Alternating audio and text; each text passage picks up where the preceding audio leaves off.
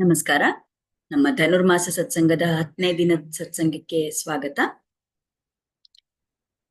ಲಕ್ಷ್ಮೀನಾಥ ಸಮಾರಂಭಾಂ ನಾಥಯಾಮುನ ಮಧ್ಯಮಾಂ ಅಸ್ಮದಾಚಾರ್ಯ ಪರ್ಯಂತಾಂ ವಂದೇ ಗುರುಪರಂಪರಾಂ.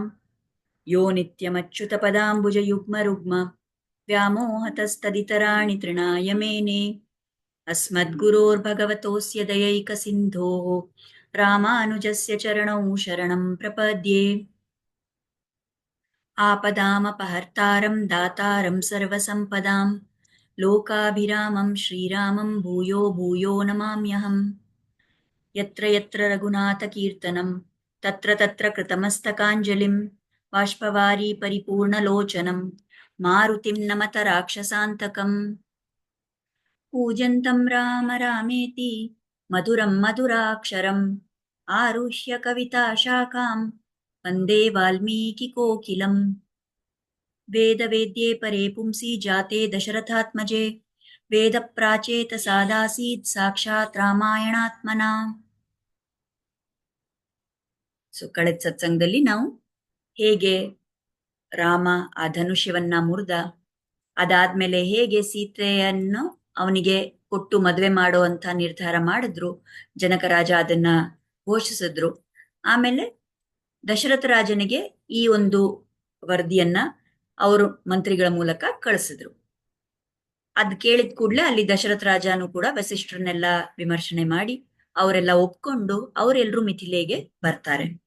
ಅವ್ರಿಲ್ಲಿ ಬಂದಾಗ ಜನಕ ರಾಜ ಅವ್ರಿಗೆಲ್ಲ ಸತ್ಕಾರವನ್ನ ಮಾಡಿ ಎಲ್ಲ ಅವ್ರಿಗೇನ್ ಗೌರವ ಕೊಡ್ಬೇಕು ಅದೆಲ್ಲ ಮಾಡಿ ಆತಿಥ್ಯ ಕೊಟ್ಟು ಎಲ್ಲ ಆಗಿದ ನಂತರ ಎಲ್ರೂ ಕೂತ್ಕೊಂಡು ಇವಾಗ ಸಭೆಯಲ್ಲಿ ಮಾತಾಡ್ತಾ ಇದ್ದಾರೆ. ಆ ಸಮಯದಲ್ಲಿ ವಸಿಷ್ಠ ಗುರುಗಳು ದಶರಥನ ಕುಲದ ಮಹಾತ್ಮ್ಯವನ್ನ ಹೇಳ್ತಾ ಬರ್ತಾರೆ. ಅವ್ರ ಕುಲದ ವಂಶಾವಳಿ ಏನಿದೆ ಅದೆಲ್ಲ ಹೇಳ್ಕೊಂಡ್ ಬರ್ತಾರೆ. ಅದಾದ ನಂತರ ಜನಕನ ವಂಶದಲ್ಲಿ ಏನ್ ಮಹತ್ವ, ಅಲ್ಲಿ ಯಾರ್ಯಾರಿದ್ರು, ಅವ್ರ ಏನೇನ್ ಪರಾಕ್ರಮಗಳನ್ನ ಮಾಡಿದ್ರು ಅದೆಲ್ಲಾನು ಹೇಳಲಾಗುತ್ತೆ. ಇದೆಲ್ಲ ಆದ ನಂತರ ಜನಕರಾಜರು ಕೇಳ್ತಾರೆ ದಶರಥ ಹತ್ರ, ನಾನು ನನ್ನ ದೊಡ್ಡ ಮಗಳು ಸೀತೆಯನ್ನ ರಾಮನಿಗೆ ಕೊಡ್ಬೇಕು ಅಂತ ಆಸೆ ಪಡ್ತಾ ಇದ್ದೀನಿ. ನನ್ನ 2ನೇ ಮಗಳು ಊರ್ಮಿಳೆ, ಅವಳನ್ನ ಲಕ್ಷ್ಮಣನಿಗೆ ಕೊಟ್ಟು ನಾವು ಮದ್ವೆ ಮಾಡೋಣ. ಇದನ್ ಕೇಳಿದ ಕೂಡ್ಲೆ ಮುಂದೆ ವಿಶ್ವಾಮಿತ್ರ ಋಷಿಗಳು ಹೇಳ್ತಾರೆ, ನಿಮ್ಮ ತಮ್ಮ ಇದಾರಲ್ಲ, ಈ ಜನಕರಾಜನ ತಮ್ಮ ಕುಶಧ್ವಜ ಅಂತ, ಅವರಿಗೆ 2 ಹೆಣ್ಮಕ್ಳಿದ್ದಾರೆ, ಮಾಂಡವಿ ಮತ್ತೆ ಶ್ರುತಕೀರ್ತಿ ಅಂತ. ವಿಶ್ವಾಮಿತ್ರ ಋಷಿಗಳು ಹೇಳ್ತಾರೆ, ಭರತನಿಗೆ ಮಾಂಡವಿನ ಕೊಟ್ಟು ಶತ್ರುಘ್ನನಿಗೆ ಶ್ರುತಕೀರ್ತಿನ ಕೊಟ್ಟು ಮದ್ವೆ ಮಾಡೋಣ, ನಿಮ್ಗೆ ಒಪ್ಪಿಗೆ ಇದೆಯಾ ಅಂತ ಕೇಳ್ತಾರೆ. ಎಲ್ರಿಗೂ ಬಹಳ ಸಂತೋಷ. ಒಂದೇ ಸಮಯದಲ್ಲಿ 4 ರಾಜ್ಕುಮಾರರಿಗೆ ಇಷ್ಟು ಒಳ್ಳೆ ಗುಣವತ್ತೆಗಳಾಗಿರುವಂತ ಹೆಣ್ಮಕ್ಳ ಜೊತೆ ಮದ್ವೆ ಆಗ್ತಾ ಇದೆ. ಎಲ್ರಿಗೂ ಬಹಳ ಸಂತೋಷ. ಎಲ್ಲಾ ವಿಧಿಗಳು ನಡೆಯುತ್ತೆ. ಮದ್ವೆಗ್ ಮುಂಚೆ ಏನೇನ್ ಕಾರ್ಯ ನಡಿಬೇಕು, ಏನೇನ್ ವಿಧಿಗಳು ನಡಿಬೇಕು ಅದೆಲ್ಲ ಮಾಡ್ತಾರೆ ಇಬ್ರುನು, 2 ಕಡೆನವರುನು. ಅದಾಗಿದ್ ಕೂಡ್ಲೆ ಆ ದಾನ ಎಲ್ಲ ಮಾಡ್ಬೇಕಾಗತ್ತೆ, ಗೋದಾನ, ಬೇರೆ ಸ್ವರ್ಣದಾನ ಅದೆಲ್ಲ ಮಾಡಿ ತಯಾರಾಗ್ತಾರೆ. ಆಗ ಆ ಉತ್ತರ ಫಾಲ್ಗುನಿ ನಕ್ಷತ್ರದ ಸಮಯದಲ್ಲಿ, ಫಾಲ್ಗುನ ಮಾಸದ ಉತ್ತರ ಫಾಲ್ಗುನಿ ನಕ್ಷತ್ರದ ಆ ಒಂದು ಅತಿ ಒಂದು ಶುಭವಾದ ಮುಹೂರ್ತದಲ್ಲಿ ಅಲ್ಲಿ ರಾಮ ಮತ್ತು ಸೀತೆಯ ವಿವಾಹ ನಡೆಯುತ್ತೆ. ಆ ಸಮಯದಲ್ಲಿ ವಸಿಷ್ಠರು ಅಗ್ನಿಯನ್ನ ಬೆಳೆಸಿ ಅಲ್ಲೆಲ್ಲ ರೆಡಿ ಮಾಡಿ ಇಟ್ಕೊಂಡಿದ್ದಾರೆ. ಹೋಮ ಮಾಡಕ್ಕೆಲ್ಲ ಸಾಮಗ್ರಿಗಳು ಎಲ್ಲ ರೆಡಿ ಇದೆ. ಆ ಸಮಯದಲ್ಲಿ ಪಾಣಿಗ್ರಹಣ ಅನ್ನೋ ಆ ವಿಧಿಯನ್ನ ಜನಕರಾಜ ಮಾಡ್ತಾರೆ. ಆ ಸಮಯದಲ್ಲಿ ಅವರು ರಾಮನನ್ನ ನಾವು ನೋಡಿ ಸೀತೆಯ ಕೈಯನ್ನ ರಾಮನ ಕೈಯಲ್ಲಿ ಕೊಟ್ಟು ಈ ಒಂದು ಶ್ಲೋಕವನ್ನ ಹೇಳ್ತಾರೆ. ಇಯಂ ಸೀತಾ ಮಮ ಸುತ ಸಹಧರ್ಮ ಚರೀತವ ಪ್ರತೀಚ್ಛ ಚೈನಾಂ ಭದ್ರಂತೆ ಪಾಣಿಂ ಗೃಹೀಶ್ವ ಪಾಣಿನ. ಇದು ಬಹಳ ಮುಖ್ಯವಾದ ಒಂದು ಘಟ್ಟ ಈ ರಾಮಾಯಣದಲ್ಲಿ. ಜನಕರಾಜ ಏನ್ ಹೇಳ್ತಾ ಇದ್ದಾರೆ, ಇಯಂ ಸೀತಾ, ಇವಳು ಸೀತೆ, ಮಮ ಸುತ, ನನ್ನ ಮಗಳು, ಸಹಧರ್ಮ ಚರೀತವ, ಓ ರಾಮ, ನಿನ್ನ ಜೊತೆಯಲ್ಲಿ ನೀನ್ ಏನೇನ್ ಧರ್ಮ ಮಾಡಕ್ ಹೊರಟಿದ್ಯೋ ಅದ್ರಲ್ಲಿ ಅವಳು ಕೂಡ ಸಹಭಾಗಿಯಾಗಿ ನಿನ್ ಜೊತೆ ನಿಂತಿರ್ತಾಳೆ. ಪ್ರತೀಚ್ಛ ಚೈನಾಂ ಭದ್ರಂತೆ, ಅವಳನ್ನ ಕರ್ಕೊ, ನೀನು ನಿನ್ನೊಟ್ಟಿಗಿಟ್ಕೋ, ಜೋಪಾನ್ವ, ನಿಮಗ್ ಒಳ್ಳೇದಾಗ್ಲಿ, ಚೆನ್ನಾಗಿರಿ ಅಂತ ಒಂದು ಆಶೀರ್ವಾದ ಮಾಡೋ ತರ. ಪಾಣಿಂ ಗೃಹೀಶ್ವ ಪಾಣಿನ, ಅವಳ ಕೈಯನ್ನ ನಿನ್ ಕೈಯಲ್ಲಿ ಹಿಡಿದು ಈ ವಿವಾಹ ವಿಧಿಯನ್ನ ಪೂರ್ತಿ ಮಾಡು ಅಂತ ಹೇಳ್ತಾರೆ.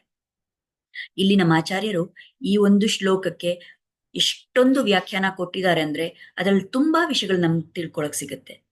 ಮೊದಲನೇದಾಗಿ ಇವ್ರು ಹೇಳೋದು ಇಯಂ ಸೀತಾ ಅಂತ ಹೇಳ್ತಾ ಇದ್ದಾರೆ. ಇವಳು ಸೀತೆ ಅಂತ ಪಾಯಿಂಟ್ ಔಟ್ ಮಾಡ್ತಾ ಇದ್ದಾರೆ ಜನಕರು. ಏನಕ್ಕೆ ಇದನ್ನ ಹೇಳ್ಬೇಕು ಅಂದ್ರೆ ಆಚಾರ್ಯರಲ್ಲಿ ಹೇಳ್ತಾರೆ, ರಾಮ ವೀರ ಶೂರ ಪರಾಕ್ರಮಿ ಅಂತ ಗೊತ್ತಾಗಿದೆ ಎಲ್ರಿಗೂ ಇಷ್ಟೊತ್ತಿಗೆ ಅಲ್ಲ. ಯಾಕೆಂದ್ರೆ ಅಲ್ಲಿ ರಾಕ್ಷಸರ ಸಂಹಾರ ಮಾಡ್ದ, ಆಮೇಲೆ ತಾಟಕೆ ವಧ ಮಾಡ್ದ, ಆಮೇಲೆ ಅಹಲ್ಯೆಗೆ ಶಾಪ ವಿಮೋಚನ ಕೊಟ್ಟ, ಇಲ್ಲಿ ಮಿಥಿಲೆಗೆ ಬಂದು ಆ ಶಿವಧನುಷ್ಯವನ್ನ ಮುರಿದಿದ್ದಾನೆ. ಸೊ ಇಷ್ಟೆಲ್ಲ ಪರಾಕ್ರಮ ಅವನಲ್ಲಿದೆ ಅಂತ ಎಲ್ರಿಗೂ ಗೊತ್ತಿದೆ. ಆಗ ಜನಕರು ಹೇಳ್ತಾ ಇದ್ದಾರೆ, ಇವಳು ಸೀತೆ ಅಂದ್ರೆ ಇವಳು ನಿನ್ಗೆ ಈಕ್ವಲ್ ಆಗಿ ಮ್ಯಾಚ್ ಆಗಿದ್ದಾಳೆ, ಅವಳೇನ್ ಕಮ್ಮಿ ಅಂತ ಅನ್ಕೋಬೇಡ. ಯಾಕೆ ಸೀತೇನು ರಾಮನಿಗೆ ಸಮವಾಗಿದ್ದಾಳೆ ಅಂತ ಯಾಕೆ ಹೇಳ್ತಾರೆ ಜನಕರಾಜ? ಯಾಕೆಂದ್ರೆ ರಾಮನಿಗಾದ್ರೂ ಗರ್ಭವಾಸ ಆಗಿ ಜನ್ಮ ಸಿಕ್ಕಿತ್ತು ಅಲ್ವಾ, ಆದ್ರೆ ಸೀತೆ ಅಯೋನಿಜೆ, ಗರ್ಭವಾಸ ಇಲ್ದೇನೆ ಅವಳು ಬಂದಿರೋದು. ಅವಳು ಭೂಮಿಯ ಮಾತೆಯ ಒಂದು ಆಶೀರ್ವಾದದಿಂದ ಬಂದಿದ್ದಾಳೆ. ಮತ್ತ ಅವಳು ಮುಂದೆ ಅವಳಿಂದ ಏನೋ ಒಂದು ಅಸಾಧ್ಯವಾದ ಕಾರ್ಯ ನಡೆಯೋದಿದೆ. ಅವಳಲ್ಲಿ ಎಷ್ಟೊಂದು ಗುಣಗಳಿದೆ. ಸೊ ಅವಳು ನಿನಗೆ ಈಕ್ವಲ್ ಆಗಿದೆ, ಈ ಹುಡುಗಿ, ಈ ಸೀತೆ ಅಂತ ತೋರ್ಸ್ಕೊಡ್ತಾ ಇದ್ದಾರೆ ಜನಕ. ಇಲ್ಲಿ ಒಂದು ಏನಂತೀರಾ, ಹಾಸ್ಯದ ವ್ಯೂ ಪಾಯಿಂಟ್ ಇಂದ ಒಂಥರ ಹ್ಯೂಮರಸ್ ಆಗಿ ಕೂಡ ಆಚಾರ್ಯರು ಹೇಳ್ತಾರೆ, ಆ ಕಂಬ ರಾಮಾಯಣದಲ್ಲಿ ನಾವು ನೋಡಿದ್ವಲ್ಲ, ಹೇಗೆ ರಾಮನ್ಗೆ ಸೀತೆಯನ್ನ ನೋಡಿದ ಕೂಡ್ಲೆ ಅವಳೇ ಅವ್ರ ಮನ್ಸಲ್ಲಿದ್ಲು. ಎಲ್ಲಾ ಕಡೆ ಯಾರು ನೋಡಿದ್ರು ಸೀತೆನೇ ಅಂತ ಅನ್ಸ್ತಾ ಇತ್ತಂತೆ ರಾಮನ್ಗೆ. ಅದಕ್ಕೆ ಎಲ್ಲಾದ್ರೂ ರಾಮ ಹೋಗಿ ಬೇರೆ ಯಾರನ್ನಾದ್ರೂ ಕೈ ಹಿಡ್ಕೊಂಡ್ಬಿಡ್ತಾನೆ ಅನ್ನೋ ಭಯಕ್ಕೆ ಜನಕ ಹೇಳ್ತಾ ಇದ್ದಾರೆ, ಇದು ನಿಜವಾದ ಇವಳೇ ಆಕ್ಚುಲಿ ಸೀತೆ, ಇವಳನ್ನ ನೀನು ವಿವಾಹ ಮಾಡ್ಕೋಬೇಕು ಅಂತ ಹೇಳ್ತಾರೆ ಅಂತ ಒಂದು ಲೈಟರ್ ವೇನಲ್ಲಿ ಹಂಗೆ ಹೇಳ್ತಾರೆ ಆಚಾರ್ಯರು. ನೆಕ್ಸ್ಟ್ ಏನ್ ಹೇಳ್ತಾರೆ ಇವರು ಜನಕರು, ಮಮಸುತ, ನನ್ನ ಮಗಳು. ಇಲ್ಲಿ ಇದು ಯಾಕೆ ಇಂಪಾರ್ಟೆಂಟ್ ಇದೆ ಅಂದ್ರೆ, ಈ ಜನಕ ಅನ್ನೋರು ಅವರು ರಾಜ ಋಷಿ, ಅವರು ಬಹಳ ಹೈ ಲೆವೆಲ್ ಉಚ್ಚ ಮಟ್ಟದ ಋಷಿಗಳವರು. ರಾಜ್ಯವನ್ನ ನಡೆಸ್ತಾ ಇದ್ರು, ಆದ್ರೆ ಯಾವ ಭಾವದಿಂದ? ಒಂದು ವೈರಾಗ್ಯದಿಂದ. ಎಲ್ರಿಗೂ ಗೊತ್ತಿರೋ ವಿಷಯ, ಜನಕ ರಾಜ ಋಷಿ. ಭಗವದ್ಗೀತೆಯಲ್ಲೂ ಕೂಡ ಕೃಷ್ಣ ಹೇಳೋವಾಗ ಯಾರು ಉತ್ತಮ ಕರ್ಮಯೋಗಿ ಅಂತ ಹೇಳೋವಾಗ ಈ ಜನಕನ ಉದಾಹರಣೆಯನ್ನ ಕೊಡ್ತಾರೆ. ಏನ್ ಈ ಜನಕನ ಸ್ಪೆಷಲ್ ಕ್ವಾಲಿಟಿ ಅಂದ್ರೆ, ಅಷ್ಟು ವೈರಾಗ್ಯ ಅವರಲ್ಲಿ. ಏನೇ ಆದ್ರೂ ಇದು ನಂದಲ್ಲ, ನಾನ್ ಮಾಡ್ತಾ ಇದ್ದೀನಿ ಅನ್ನೋ ಕರ್ತೃತ್ವ ಭಾವ ಇಲ್ಲದೆ ಅವ್ರು ಎಲ್ಲಾ ಕಾರ್ಯವನ್ನು ಮಾಡ್ತಾ ಇದ್ರು.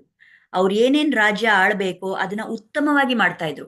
ಆದ್ರೆ ಅದರಲ್ಲಿ ಒಂದು ಕರ್ತೃತ್ವ ಭಾವ ಇಲ್ಲ, ಅಲ್ಲಿ ಒಂದು ಫಲದ ಅಪೇಕ್ಷೆ ಇಲ್ಲ, ಎಲ್ಲವನ್ನೂ ನಾನು ಭಗವಂತನ ಸೇವೆ ಅಂತ ಮಾಡ್ತಾ ಇದ್ದೀನಿ ಅನ್ನೋ ಆ ವೈರಾಗ್ಯದಿಂದ, ಆ ಭಕ್ತಿಯಿಂದ ಅವ್ರು ಮಾಡ್ತಾ ಇದ್ರು. ಸೊ ಅವರು ಉತ್ತಮವಾದ ಕರ್ಮಯೋಗಿ. ಈಗ ಇಷ್ಟು ವೈರಾಗ್ಯ ಪಡೆದಿರುವಂತ ಈ ಜನಕರಾಜ ಈಗ ನೋಡಿದ್ರೆ ನನ್ನ ಮಗಳು ಅಂತ ಹೇಳ್ತಾರೆ. ಈಗ ನನ್ನ ಮಗಳು ಅಂತ ಹೇಳಿದಾಗ ಅಲ್ಲಿ ಅಟ್ಯಾಚ್ಮೆಂಟ್ ತೋರ್ಸುತ್ತಲ್ವಾ, ಅದು ವ್ಯಾಮೋಹ ತೋರಿಸುತ್ತೆ, ನನ್ನ ಮಗಳು ಅಂತ. ಆದ್ರೆ ಇಲ್ಲ ಆಚಾರ್ಯರು ಏನ್ ಹೇಳ್ತಾರೆ ಅಂದ್ರೆ, ಈ ರೀತಿಯ ಅಟ್ಯಾಚ್ಮೆಂಟು ತಪ್ಪೇ ಅಲ್ಲ. ಯಾಕೆಂದ್ರೆ ಜನಕನಿಗೆ ಯಾಕೆ ಈ ಅಟ್ಯಾಚ್ಮೆಂಟ್ ಇತ್ತು? ಈ ಸೀತೆ ನನ್ನ ಮಗಳು ಅಂತ ಯಾಕೆ ಅವ್ರು ಅಷ್ಟೇ ಹೆಮ್ಮೆಯಿಂದ ಹೇಳ್ಕೊತಾ ಇದ್ದಾರಂದ್ರೆ, ಈ ಸೀತೆ ಬಂದ್ಬಿಟ್ಟು ಸಾಕ್ಷಾತ್ ಮಹಾಲಕ್ಷ್ಮಿ, ಅಷ್ಟು ಗುಣವಂತಿ ಅವಳು, ಅಷ್ಟೆಲ್ಲ ಗುಣಗಳ ಅವಳಲ್ಲಿ ಸಂಪೂರ್ಣವಾಗಿ ತುಂಬಿದೆ. ಈ ತೇಜಸ್ ಇದು ತುಂಬಿರುವಂತ ಈ ಹುಡುಗಿ, ಇವಳು ನನ್ನ ಮಗಳು ಅಂತ ಹೇಳೋದ್ರಲ್ಲಿ ಅವ್ರಿಗೆ ಬಹಳಷ್ಟು ಹೆಮ್ಮೆ ಅನ್ಸುತ್ತೆ. ಸೊ ಇದು ಒಂಥರ ಗರ್ವ ಪಡೋದು, ವ್ಯಾಮೋಹ ಇಟ್ಕೊಂಡಿರೋದು ಆ ಭಾವ ಅಲ್ಲ. ಎಲ್ರಿಗೂ ಭಗವಂತನ ಬಗ್ಗೆ, ದೇವಿಯ ಬಗ್ಗೆ ಎಲ್ರಿಗೂ ಒಂದು ಅಟ್ಯಾಚ್ಮೆಂಟ್ ಇರಲೇಬೇಕು. ಅದೇ ವಿಧದಲ್ಲಿ ಈಗ ಜನಕರು ಇವಳು ಎಷ್ಟು ಗುಣವಂತೆ, ಇವಳಲ್ಲಿ ಎಷ್ಟೆಲ್ಲ ಗುಣಗಳು ತುಂಬಿದೆ ಅಂತ ಅವರು ನನ್ನ ಮಗಳು ಅಂತ ಹೆಮ್ಮೆಯಿಂದ ಹೇಳ್ಕೊತಾ ಇದ್ದಾರೆ ಅಂತ ಆಚಾರ್ಯರು ಹೇಳ್ತಾರೆ. ಮುಂದೆ ಅವ್ರು ಏನ್ ಹೇಳ್ತಾರೆ, ಇಯಂ ಸೀತಾ ಮಮಸುತ ಸಹಧರ್ಮ ಚರೀತವ, ನಿನ್ನ ಜೊತೆಗೆ ಅವಳು ಧರ್ಮದ ಮಾರ್ಗದಲ್ಲಿ ನಡೀತಾಳೆ ಅಂತ ಹೇಳ್ತಾರೆ. ಯಾಕಿದ್ ಹೇಳೋದು ಇಂಪಾರ್ಟೆಂಟು? ಜನಕನಿಗೆ ಗೊತ್ತು, ರಾಮ ನಾರಾಯಣನ ಅವತಾರ, ಅವರು ಈ ಅವತಾರ ತಗೊಂಡಿರೋದೇ ಧರ್ಮ ಸಂಸ್ಥಾಪನೆಗಾಗಿ.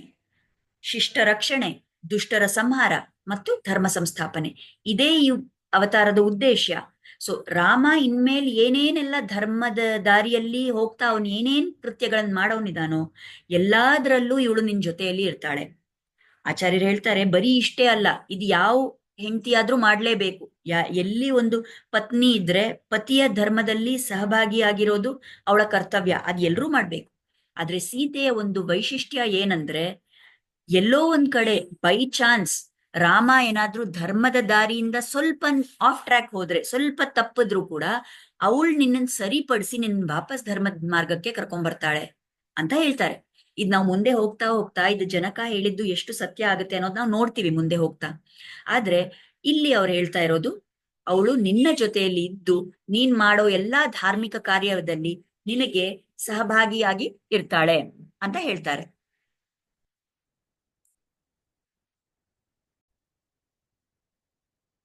ಇಲ್ಲಿ ಇನ್ನ ಮುಂದೆ ಆಚಾರ್ಯರು ಏನ್ ಹೇಳ್ತಾರೆ ಅಂದ್ರೆ, ಇದೇ ಕ್ವಾಲಿಟಿ ನಾವು ನೋಡ್ತೀವಿ ಮುಂದೆ ಹೋಗ್ತಾ ಹೋಗ್ತಾ ನಾವು ನೋಡಿದ್ರೆ, ರಾಮನಿಗೆ ಎಲ್ಲೋ ಸೀತೆ ಜೊತೆಯಲ್ಲಿ ಇದ್ದಾಗ ಎಲ್ಲಾ ಸಮಯದಲ್ಲಿ ರಾಮ ಯಾರನ್ನೂ ಸಂಹಾರ ಮಾಡ್ಲಿಲ್ಲ. ಯಾವ ರಾಕ್ಷಸ ಯಾವ ಕೆಟ್ಟವರಾದ್ರೂ ಸಂಹಾರ ಮಾಡ್ಲಿಲ್ಲ, ಅವ್ರನ್ನ ಕೊಲ್ಲಿಲ್ಲ. ಆದ್ರೆ ಸೀತೆ ಇಲ್ದೇ ಇರೋ ಸಮಯದಲ್ಲಿ, ಜೊತೆಯಲ್ಲಿ ಅವಳು ಇಲ್ದೇ ಇರೋ ಸಮಯದಲ್ಲಿ ಅವರನ್ನ ಸಂಹಾರ ಮಾಡಿದಾನೆ. ಅಂಥದನ್ನ ನಾವು ಮುಂದೆ ನೋಡ್ತೀವಿ ನಾ ಬರ್ತಾ ಬರ್ತಾ. ಸೊ ಇಲ್ಲಿ ಜನಕನ ಉದ್ದೇಶ ಏನಂದ್ರೆ, ನೀನ್ ಏನೇನ್ ಧರ್ಮದ ಕಾರ್ಯ ಮಾಡ್ತೀಯ ಅದ್ರಲ್ಲ ಅವಳ ಜೊತೆಯಲ್ಲಿ ನಿಂತಿರ್ತಾಳೆ.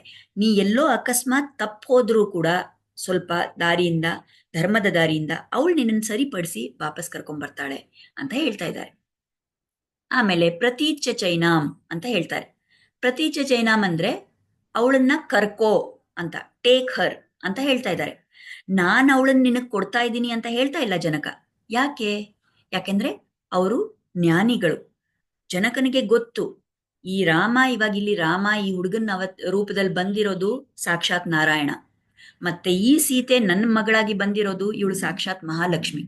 So Lakshmi belongs to Narayana ಅಲ್ವಾ? ಆಲ್ರೆಡಿ ಅವ್ರು ಒಬ್ರಿಗೊಬ್ರು ಅವರೇ ಕಪಲ್, ಅವರೇ ದಂಪತಿ. ಇನ್ ಜನಕ ಇಲ್ಲಿ ನಾನ್ ಕೊಡ್ತಾ ಇದ್ದೀನಿ ಅಂತ ಹೇಳಕ್ ಏನಿಲ್ಲ. ಅವಳು ನಿನ್ನವಳು, ಅವಳು ನಿನ್ ಕರ್ಕೋ. ಇಷ್ಟು ವರ್ಷ, ಇವಾಗ 12 ವರ್ಷ ನೀವು ಭೂಮಿ ಮೇಲೆ ಬಂದಾಗ್ಲಿಂದ ನೀವು ಸೆಪರೇಟ್ ಆಗಿದ್ದಿದ್ದೀರಾ.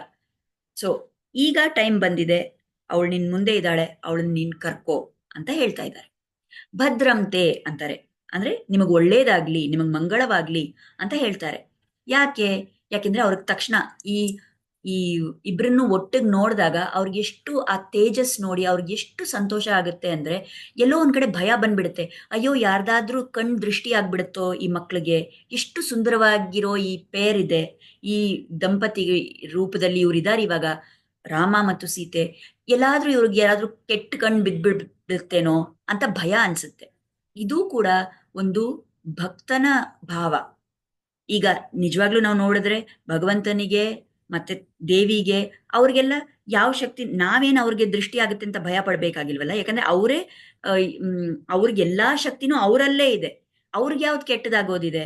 ಆದ್ರೆ ಒಬ್ಬ ಭಕ್ತ ಬಹಳಷ್ಟು ಅವನ ಭಕ್ತಿಯಲ್ಲಿ ಆಳವಾಗಿ ಹೋದಂಗೆ ಅವನಿಗೊಂಥರ ಇವಾಗ ಅವ್ರಿಗೆ ಎಷ್ಟು ಭಕ್ತಿ, ಎಷ್ಟು ದೇವ್ರ ಬಗ್ಗೆ ಒಂದು ಚಿಂತೆ ಕಾಳಜಿ ಅಂದ್ರೆ, ಅಯ್ಯೋ ಅವ್ರಿಗೇನು ಕೆಟ್ಟದಾಗ್ಬಿಡ್ಬಾರ್ದು ಅನ್ನೋ ಆ ಭಾವದಿಂದ ಇವಾಗ ಜನಕ ಸಡನ್ ಆಗಿ ನೋಡಿದ್ರೆ ಅವ್ರಿಗೆ ಎಲ್ಲಾ ಗೊತ್ತಿದೆ, ಇವನ್ ಸಾಕ್ಷಾತ್ ಶ್ರೀಮನ್ನಾರಾಯಣ, ಇವಳು ಸಾಕ್ಷಾತ್ ಮಹಾಲಕ್ಷ್ಮಿ ಎಲ್ಲ ಗೊತ್ತಿದ್ರು ಕೂಡ ಆ ಕ್ಷಣದಲ್ಲಿ ಆ ಮಕ್ಕಳನ್ನ ನೋಡಿದಾಗ ಆ ಜೋಡಿ ಅವ್ರಿಗೆ ಎಷ್ಟು ಸಂತೋಷವಾಗಿ ಅನ್ಸುತ್ತೆ ಅಂದ್ರೆ, ಎಷ್ಟು ಅವ್ರಿಗೊಂದು ಖುಷಿ ಅದ್ರಲ್ಲಿ ಸಿಗುತ್ತೆ ಅಂದ್ರೆ, ಸಡನ್ ಆಗಿ ಅವ್ರಿಗೆ ಯಾಕೋ ನೀವು ಮಂಗಳವಾಗ್ಲಿ, ನಿಮ್ಗೆ ಒಳ್ಳೇದಾಗ್ಲಿ ಅಂತ ಒಂದು ಆಶೀರ್ವಾದ ಮಾಡ್ತಾರೆ.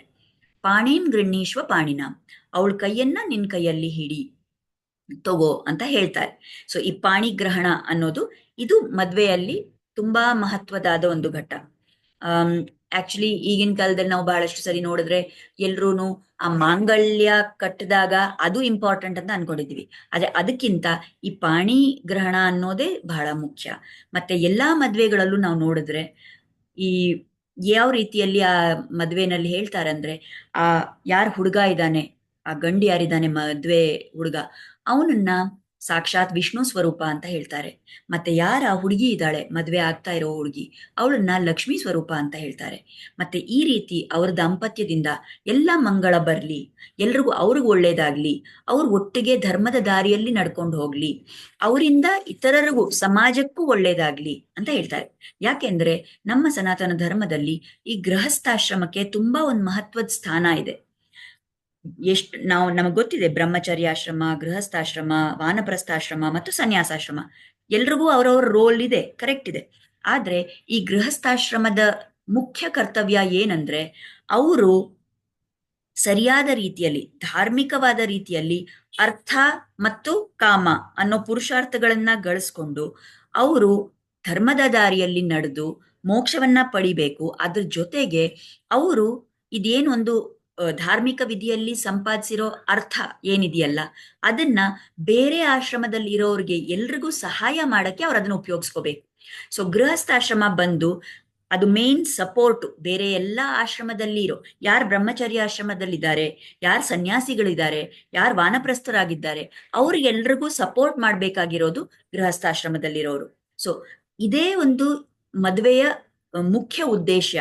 ಆ ಯಾರು ಒಂದು ಆ ಜೋಡಿ, ಆ ಇಬ್ರು, ಆ ಹೆಣ್ಣು ಮತ್ತೆ ಆ ಹುಡುಗ ಯಾರಿದ್ದಾರೆ, ಅವರು ಅವ್ರ ಧರ್ಮ ಏನು, ಈಗ ಈ ಗೃಹಸ್ಥಾಶ್ರಮದಲ್ಲಿ ಬಂದಿದ್ದಾರೆ, ಆ ಧರ್ಮವನ್ನ ಪಾಲನೆ ಮಾಡ್ಕೊಂಡು ಹೋಗಿ ಎಲ್ರನ್ನೂ ಸಂತೋಷ ಪಡಿಸ್ಬೇಕು. ಬರೀ ಒಂದು ಶಾರೀರಿಕವಾಗಿ ಭೋಗ ಅನ್ನೋದು ಇಂಪಾರ್ಟೆಂಟ್ ಅಲ್ಲ. ಬರೀ ನಾನು ದುಡ್ಡು ಗಳಿಸ್ತೀನಿ, ಹಣ ಗಳಿಸ್ತೀನಿ, ಪ್ರಾಪರ್ಟಿ ಮಾಡ್ತೀನಿ, ಮಕ್ಕಳನ್ನ ಹಡ್ತೀನಿ ಅನ್ನೋದು ಅದು ಇಂಪಾರ್ಟೆಂಟ್ ಅಲ್ಲ. ಏನ್ ಉದ್ದೇಶ? ಇವರಿಬ್ರು ಸೇರಿ ಒಟ್ಟಿಗೆ ಧರ್ಮದ ಮಾರ್ಗದಲ್ಲಿ ನಡ್ಕೊಂಡು ಹೋಗ್ಬೇಕು, ಮತ್ತೆ ಇವ್ರಿಗೂ ಒಳ್ಳೇದಾಗ್ಬೇಕು, ಸಮಾಜಕ್ಕೂ ಒಳ್ಳೇದಾಗ್ಬೇಕು, ಶಾಸ್ತ್ರದಲ್ಲಿ ಹೇಳಿರೋ ಪ್ರಕಾರ ಇವರಿಂದ ಒಳ್ಳೆ ಕಾರ್ಯಗಳನ್ನಾಗಿ ಎಲ್ರಿಗೂ ಒಳ್ಳೆಯದಾಗ್ಬೇಕು ಅನ್ನೋದು ಉದ್ದೇಶ. ಇದನ್ನ ನಾವು ಕೂಡ ಮನಸ್ಸಲ್ಲಿ ಇಟ್ಕೋಬೇಕು. ಈಗ ಈ ಪಾಣಿಗ್ರಹಣ ನಡೆಯುತ್ತೆ, ಅದಾದ ನಂತರ ಸಪ್ತಪದಿ ಅಂತ ನಡೆಯುತ್ತೆ. ಅಲ್ಲಿ ಇಬ್ರುನು, ರಾಮ ಮತ್ತು ಸೀತೆ ಅಗ್ನಿಯ ಸುತ್ತಲೂ ಪ್ರದಕ್ಷಿಣೆ ಮಾಡ್ತಾರೆ 7 ಸರಿ, ಅದು ಸಪ್ತಪದಿ. ಆಮೇಲೆ ಲಾಜಹೋಮ ಅಂತ ನಡೆಯುತ್ತೆ. ಇದೆಲ್ಲ ನಡೆದಾಗ ಈ ಸಮಯದಲ್ಲಿ ಪುಷ್ಪವೃಷ್ಟಿ ಆಗುತ್ತೆ. ಯಾಕಂದ್ರೆ ದೇವತೆಗಳಿಗೆಲ್ಲ ಬಹಳ ಖುಷಿ, ಪುಷ್ಪವೃಷ್ಟಿ ಆಗುತ್ತೆ. ಗಂಧರ್ವರು ಎಲ್ಲ ಸಂಗೀತವನ್ನ ನುಡಿಸ್ತಾರೆ. ಅಲ್ಲಿ ಎಲ್ಲ ಕಡೆ ವೇದ ಘೋಷ ನಡೀತಾ ಇದೆ, ವಾದ್ಯ ಘೋಷ ನಡೀತಾ ಇದೆ. ದೇವತೆಗಳಿಗೆಲ್ಲ ಖುಷಿ. ಎಲ್ಲ ಅಲ್ಲಿ ಇರೋ ವ್ಯಕ್ತಿಗಳು ಯಾರ್ಯಾರ ಮದ್ವೆನಲ್ಲಿ ಪಾಲ್ಗೊಂಡಿದಾರೋ ಅವ್ರಿಗೆಲ್ರಿಗೂ ಆನಂದ ಅಂದ್ರೆ ಆನಂದ. ಈಗ ಅಲ್ಲಿರೋರ್ಗೆ ಈ ದಂಪತಿಗಳ ದಿವ್ಯತೆಯನ್ನ ನೋಡಿ ಅವ್ರಿಗೆ ಆನಂದ, ದೇವತೆಗಳಿಗೆ ಅದನ್ನ ನೋಡಿ ಕೂಡ ಆನಂದ. ಆದ್ರೆ ದೇವತೆಗಳಿಗೆ ಇನ್ನೊಂದು ವಿಷಯ ಇದೆ ಮನ್ಸಲ್ಲಿ, ಅವ್ರಿಗೆ ಗೊತ್ತಿದೆ ಈಗ ರಾಮ ಅವತಾರ ತಗೊಂಡಿರೋದು ರಾವಣನ ಸಂಹಾರ ಮಾಡಕ್ಕೆ. ಮತ್ತ ಅವ್ರಿಗೆ ಗೊತ್ತಿದೆ ಈಗ ಈ ಸೀತೆನೇ ಒಂದು ಮಾಧ್ಯಮ, ಇವಳು ಒಂದು ಮಾಧ್ಯಮ ಆಗಿ ಆ ರಾವಣ ಸಂಹಾರ ನಡೆಯೋದಿದೆ ಅಂತ ದೇವತೆಗಳಿಗೆ ಗೊತ್ತು. ಸೊ ಈಗ ಅವ್ರಿಗೆ ಇಷ್ಟು ಟೈಮ್ ಅವರು ವೇಟ್ ಮಾಡಿದ್ದಾರೆ ಪೇಷನ್ಸ್ ಇಂದ ಅಲ್ಲ. ಈಗ ಅವ್ರಿಗೆ ಗೊತ್ತಾಗಿದೆ ಇನ್ನ ಹತ್ರ ಬಂತು ಆ ಸಮಯ, ನಮ್ಮ ಕಷ್ಟ ಎಲ್ಲ ನಿವಾರಣೆ ಆಗೋದಕ್ ಸಮಯ ಬಂತು, ದುಷ್ಟರ ಸಂಹಾರ ಆಗಕ್ ಸಮಯ ಹತ್ರ ಬರ್ತಾ ಇದೆ. ಸೊ ಅವ್ರಿಗೆ ಇನ್ನೊಂದಷ್ಟು ಖುಷಿ ಅಂತ ಹೇಳ್ತಾರೆ ಇಲ್ಲಿ ಆಚಾರ್ಯರು. ಮತ್ತೆ ರಾಮನಿಗೆ ಅವನ ಬಲದಿಂದಾನೇ, ಅವನ ಪರಾಕ್ರಮದಿಂದಾನೇ ಅವನಿಗೊಂದು ತೇಜಸ್ಸಿದೆ. ಆದ್ರೆ ಸೀತೆ ಜೊತೆಲಿ ಸೇರ್ದ್ಮೇಲೆ ಇನ್ನ ಅದೆಷ್ಟೋ ಪಟ್ಟು ಹೆಚ್ಚಾಗೋದಿದೆ ಆ ಒಂದು ತೇಜಸ್ಸು. ಹೇಳ್ತಾರೆ ಅಪ್ರಮೇಯಂ ಹಿ ತತ್ತೇಜೋ ಯಸ್ಯ ಸಾ ಜನಕಾತ್ಮಜ. ಅದು ಈ ತೇಜಸ್ ಅನ್ನೋದು ಅನ್ಲಿಮಿಟೆಡ್ ಆಗುತ್ತೆ, ಅದಕ್ಕೊಂದು ಎಲ್ಲೇನೇ ಇರೋಲ್ಲ, ಒಂದು ಸೀಮೆನೇ ಇರಲ್ಲ, ಒಂದು ಲಿಮಿಟೇ ಇಲ್ಲದೆ ಇರೋ ತರ ಅಷ್ಟು ಅನ್ಕಂಪೇರಬಲ್ ಆಗಿ ಒಂದು ತೇಜಸ್ ಬರೋದಿದೆ ರಾಮನಿಗೆ. ಯಾರ ಜೊತೆಯಲ್ಲಿ ಜನಕನ ಮಗಳಿದಾಳೋ ಅಂಥ ರಾಮನಿಗೆ ಅಷ್ಟೆಲ್ಲ ಇನ್ನ ಬರೋದಿದೆ ತೇಜಸ್ಸು. ಮತ್ತೆ ಅದರಿಂದ ಈ ದೇವತೆಗಳಿಗೆ ಅವ್ರು ಕೊಟ್ಟಿದ್ದ ಆಶ್ವಾಸನೆ ಅದು ಪೂರ್ಣ ಆಗೋದಿದೆ. ಸೊ ನಾವು ಕೂಡ ಇವತ್ತು ಈ ರಾಮ ಸೀತೆ ಕಲ್ಯಾಣಕ್ಕೆ ಬಂದಿದ್ದೀವಿ. ನಮ್ಮನ್ನ ಯಾರು ಇನ್ವೈಟ್ ಮಾಡ್ಲಿಲ್ಲ. ಬೇರೆ ಮದ್ವೆಗೆಲ್ಲ ಹೋದ್ರೆ ನಾವು ಇನ್ವಿಟೇಷನ್ ನೋಡ್ತೀವಿ, ನಮ್ಮನ್ನ ಕರ್ದಿದಾರ ಅಂತ ನೋಡ್ತೀವಿ, ಆಮೇಲೆ ಅಲ್ಲಿ ಹೋಗ್ತೀವಿ, ಎಷ್ಟೊತ್ತಿಗೆ ಹೋಗ್ಬೇಕು ಅಂತ ನೋಡ್ಕೊಂಡು ಹೋಗ್ತೀವಿ ಅಲ್ವಾ. ಆದ್ರೆ ಈ ಮದ್ವೆ, ಈ ನಮ್ಮ ನಾರಾಯಣ ಮತ್ತು ಲಕ್ಷ್ಮಿಯ ಮದುವೆ, ಈ ರಾಮ ಮತ್ತು ಸೀತೆಯ ಮದುವೆ, ಈ ಕಲ್ಯಾಣಂ, ಈ ಸೀತಾ ಕಲ್ಯಾಣದಲ್ಲಿ ಯಾರಿಗೂ ಆಮಂತ್ರಣ ಬೇಕಿಲ್ಲ. ನಾವೆಲ್ಲರೂ ಬಂದಿದ್ದೀವಿ. ಹಾಗೆ ನಾವು ಬಂದು ಅಲ್ಲಿ ಯಾವ ತರ ಆನಂದ ಆಯ್ತೋ ನಮಗೂ ಅದೇ ರೀತಿ ಆನಂದ ಇರಲಿ. ಈ ಹೇಳ್ತಾರೆ ಈ ಸೀತಾ ಕಲ್ಯಾಣ, ರುಕ್ಮಿಣಿ ಕಲ್ಯಾಣ, ಶ್ರೀನಿವಾಸ ಕಲ್ಯಾಣ, ಇಂಥ ಎಲ್ಲ ಕಲ್ಯಾಣಗಳ ಒಂದು ವರ್ಣನೆಯನ್ನ ಕೇಳಿದಾಗ, ಅದನ್ನ ನಾವು ಕೇಳಿಸ್ಕೊಂಡಾಗ ನಮಗ್ ಅತ್ಯಂತ ಮಂಗಳವಾದ ಘಟನೆಗಳು ನಮ್ಮ ಜೀವನದಲ್ಲೂ ನಡೆಯುತ್ತೆ ಅಂತ. ನಮ್ಮ ಕಷ್ಟಗಳು ಎಲ್ಲ ನಿವಾರಣೆ ಆಗುತ್ತೆ, ನಮಗೂ ಎಲ್ಲ ಏನ್ ನಮ್ಮ ಮನಸ್ಸಿನ ಆಸೆಗಳು ಏನಿದೆಯೋ ಅದೆಲ್ಲ ಪೂರೈಕೆ ಆಗುತ್ತೆ ಅಂತ ಹೇಳ್ತಾರೆ. ಸೊ ಇವತ್ ನಾವು ಕೂಡ ಈ ಈ ಸೀತಾ ಕಲ್ಯಾಣದ ಕಥೆಯನ್ನ ಕೇಳಿಸ್ಕೊಂಡಿದೀವಿ. ನಮಗೂ ಒಳ್ಳೇದಾಗ್ಲಿ. ಈ ದಿವ್ಯ ದಂಪತಿಗಳಿಂದ ನಮಗೆ ಆಶೀರ್ವಾದ ಸಿಗ್ಲಿ. ಅವರ ಆಶೀರ್ವಾದ ಸದಾ ನಮ್ಮ ಮೇಲೆ ಇರ್ಲಿ. ನಮ್ಮ ಜೀವನದಲ್ಲೂ ಅವ್ರು ಯಾವ ರೀತಿ ಒಂದು ಉತ್ತಮವಾದ ದಾಂಪತ್ಯವನ್ನ ನಡೆಸಿ ತೋರಿಸಿದ್ರೋ ಅದೇ ತರ ನಮಗೂ ನಮ್ಮ ಜೀವನದಲ್ಲಿ ನಡ್ಸ್ಕೊಂಡು ಹೋಗೋ ತರ ಒಂದು ಕ್ಷಮತೆ ಬರ್ಲಿ. ಆ ಒಂದು ಮನೋಭಾವ, ಆ ಒಂದು ಕೆಪಾಸಿಟಿ, ಆ ಒಂದು ಜೀವನದ ಸಂದರ್ಭಗಳು ನಮ್ಗೆ ಆ ತರ ಬರ್ಲಿ ಅಂತ ಅವ್ರ ಚರಣಗಳಲ್ಲಿ ನಾವು ಪ್ರಾರ್ಥನೆ ಮಾಡೋಣ. ಮತ್ತೆ ನಮಗೆ ಸಂತೋಷ ಆಗಿದೆ, ಇವತ್ ಸೀತಾ ಕಲ್ಯಾಣ ನಡೆದಿದೆ ಅಂತ ನಮಗೂ ಸಂತೋಷ. ಅದಕ್ಕಾಗಿ ತ್ಯಾಗರಾಜರು ಹಾಡಿದ್ದಂತೆ ನಾವು ಕೂಡ ಕಡೆಯಲ್ಲಿ ಇವಾಗ ಇದನ್ನ ಹಾಡ್ಕೊಂಡು ಈ ಸತ್ಸಂಗವನ್ನ ಮುಕ್ತಾಯ ಮಾಡೋಣ. ಸೀತಾ ಕಲ್ಯಾಣ ವೈಭೋಗಮೇ, ರಾಮ ಕಲ್ಯಾಣ ವೈಭೋಗಮೇ, पवनज स्तुति पात्र पावन चरित्र, रवि सोमवर नेत्र रमणीय गात्र, सीता कल्याण वैभोगमे, राम कल्याण वैभोगमे, भक्तजन परिपाल भरित शरजाल, भुक्ति मुक्ति दलील भूदेव पाल, सीता कल्याण वैभोगमे, राम कल्याण वैभोगमे, परमेशनुत गीत भवजलधिपोत, तरणिकुल संजात त्यागराजनुत, सीता कल्याण वैभोगमे, राम कल्याण वैभोगमे, वैभोगमे, वैभोगमे.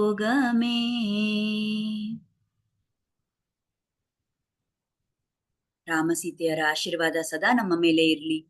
ಎಲ್ರಿಗೂ ಒಳ್ಳೇದಾಗ್ಲಿ. ಸರ್ವೇ ಜನ ಸುಖಿನೋ ಭವಂತು ಅಂತ ಹೇಳಿ ಇಲ್ಲಿಗೆ ಇವತ್ತಿನ ಸತ್ಸಂಗವನ್ನ ಮುಕ್ತಾಯ ಮಾಡೋಣ. ನಮಸ್ಕಾರ. ಧನ್ಯವಾದ.